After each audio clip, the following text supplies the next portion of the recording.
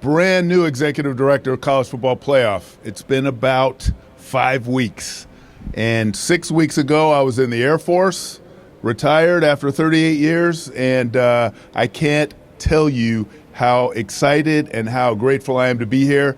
And I just want to give you a little bit of an introduction to me, but also a little bit of insight into some of my thoughts about where we are right now with the playoff. An exciting time for sure, but I want to thank Commissioner Petiti for having me and the Big Ten team. Great hospitality, but thank you for allowing me to be here. I appreciate all of our student athletes, coaches, athletic directors who are here. You're what it's all about, and thank you for your presence and our media partners as well. So many of you I've been able to see over the last few weeks, but thank you also for taking the time. When I think about my time, though, and this opportunity that I have, like I said, I'm full of gratitude and excitement. And I'll tell you, the reason I'm so excited is because I get to give back to the sport that gave so much to me. I've been a fan of college football for my whole life. I played college football. I played at the Air Force Academy back in 1985, so it was a long time ago.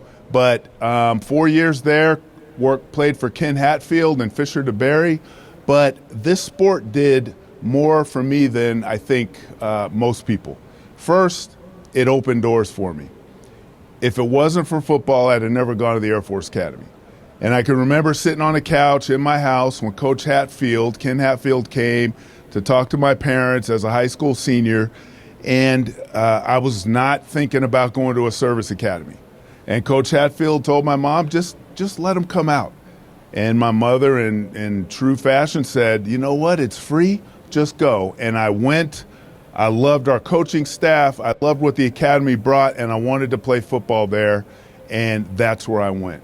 But the experiences and the people that I met were absolutely incredible. In fact, Coach Hatfield was the one that brought me in, and Coach Hatfield was at my retirement just 6 weeks ago. And those are the kinds of people, your teammates, your coaches, the people that you come into contact with. That's what football is about. But it's also about the development, and we have to keep that in mind. Developing leaders, developing student athletes to go out and do great things. I like to quote Douglas MacArthur sometimes, who said, "On the fields of friendly strife are sown the seeds that on other fields, on other days, will bear the fruits of victory." And what he's saying there is that you learn things on the field, on the court, on the track, on the ice, whatever sport it is, you learn things about life. You learn things about your character and who you're going to be and how you're going to perform in other situations that you learn playing the sport that you played. And I learned things in football that I will never, ever be able to forget, and I am grateful that they're a part of who I am. And the most, I think, telling time was in combat. I was a pilot for probably 25 years of my career, and I will never flying over Baghdad. And before we went into the breach, watching the anti-aircraft artillery flying up, watching missiles fly by, and knowing that we were about to head into something that was tough. And leading a 4-ship of B-1 bombers into that was one of the most challenging days of my life, but one of the most memorable days because of what we had to do. And what I will tell you is, after the fact, I thought that was like getting ready to go play a game. The stakes are different.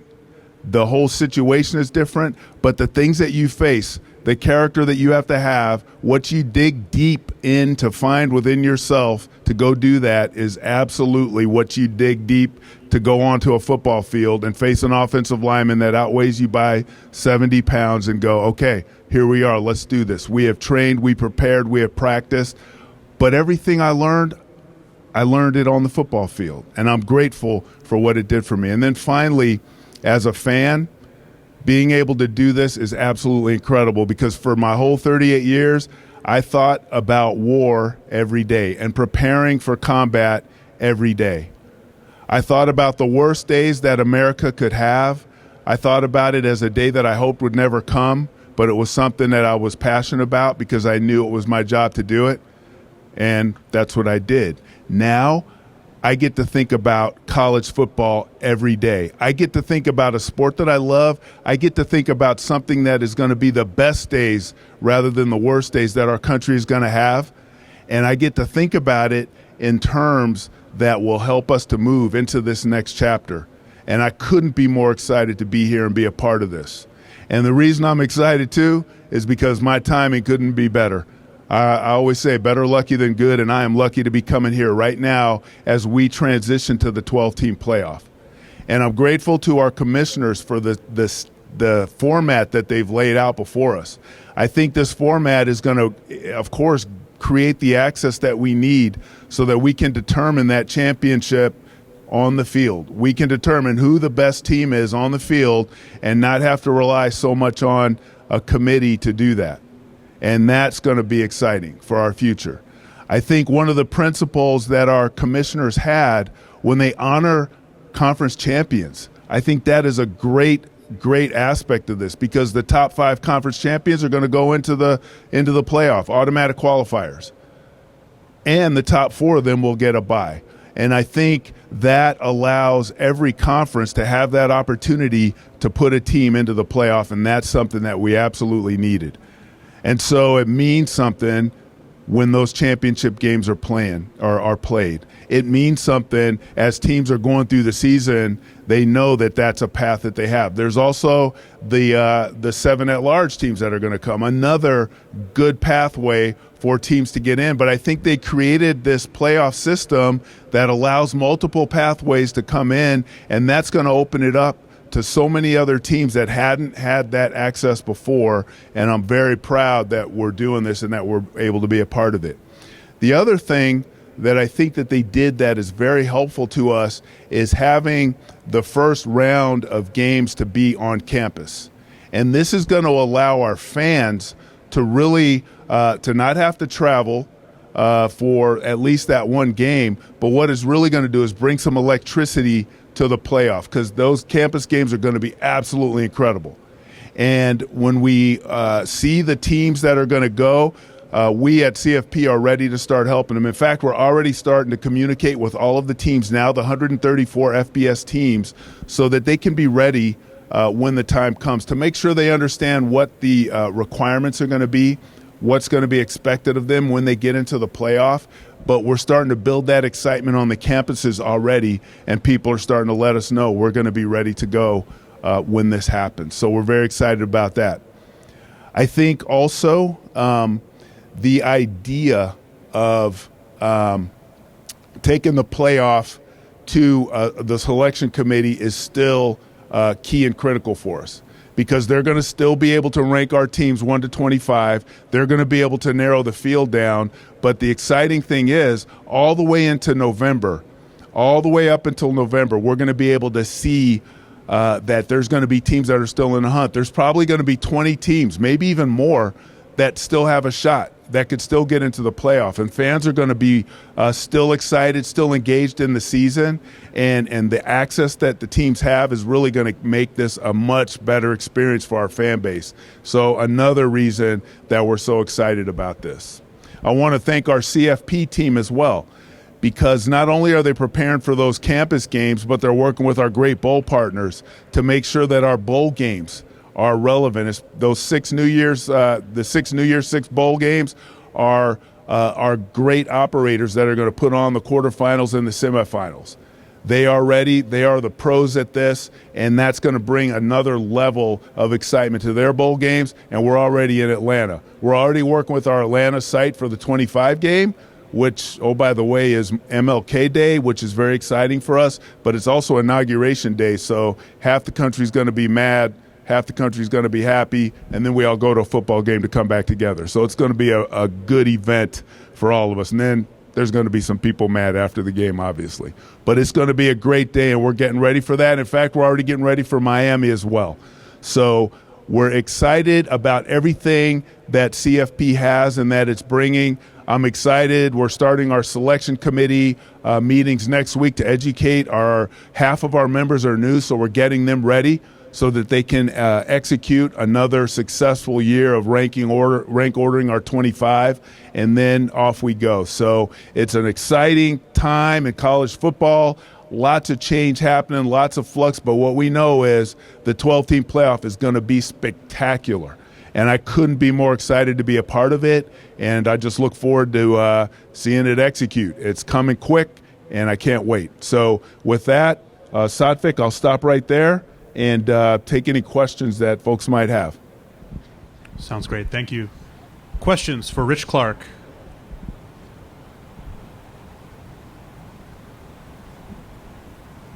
All the way on your right.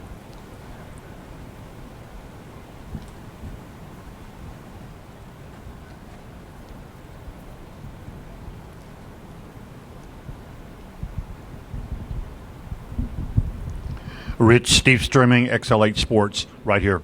Yes, sir. First off, congratulations. The Thank second you, thing is, you talked about the basic procedure of the CFP, but what do you think your role is going to be in that? Yeah, thank you, Steve. So, first of all, my role is going to be to make sure that our team puts on a spectacular playoff, and that's our number one goal. And, you know, there's a lot of talk about what the future might hold and where we might go into the next iterations of the playoff. But I'll be honest with you, our goal right now is to make this year spectacular. This is the format that we have. This is the format that we're going to execute, and we need to make it as amazing as it can possibly be. So that's goal number one for us. Our other goal, though, is to make sure that the selection committee operates and functions in a way that they get the top 25 teams rank ordered in an appropriate fashion, that they follow the protocols that the commissioners have laid out, and that we're making that selection committee as effective as they can possibly be to get that right. And then, of course, we all work for our commissioners, and we will continue to work with them not only to assess how this season goes after we're all done executing it, but what kind of changes might need to occur in the future, because we're not going to rest on our laurels. It's going to be a spectacular season, of course, but then we have to get better. There is no end to better. You always have to be looking forward, and we'll make sure that we're working with our commissioners to assess and make decisions on how we go into the next seasons and beyond. So a lot of different roles, but I'm excited to be here, and honestly, I'm still learning some of my roles. Some of them I didn't even know I had until I got here, but it's been good, better than good. Thank you.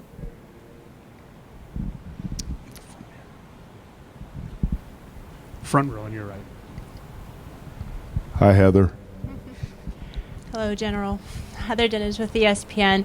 Because of conference realignment and the conferences naturally being more difficult to win, how much, if any, conversation has there been about how the committee evaluates strength of schedule, and are there any considerations to change the way they evaluate that, whether through statistics or any other type of protocol? Yeah, thank you, Heather. Good question. So strength of schedule is always a key criteria for the committee, and it's written into the protocol. I mean, strength of schedule, obviously record, head-to-head competitions. There's so many things that go into this. But what we're trying not to do is tie the hands of the committee members and make it so prescriptive on how they use the different data that they have and incorporate that into their ranking. But what we do is emphasize that things like strength of schedule are very important, that it is among the top things that they have to take into consideration. And for all the reasons that you just talked about, it's going to be critical for them to take that into account. I sat in on 3 of the selection committee meetings last year, and I'll say that team operates with great sophistication.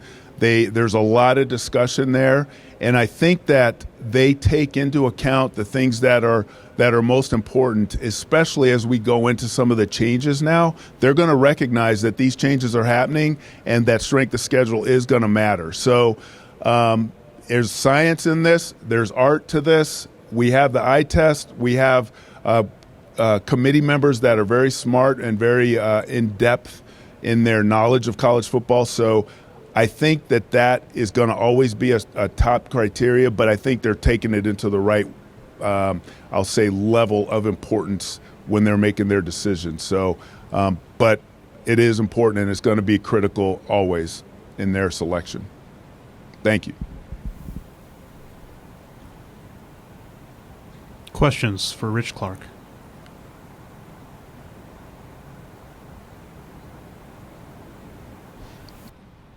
All right, that was easy. Well, thank you so much for your time. Thank Rich you. Clark.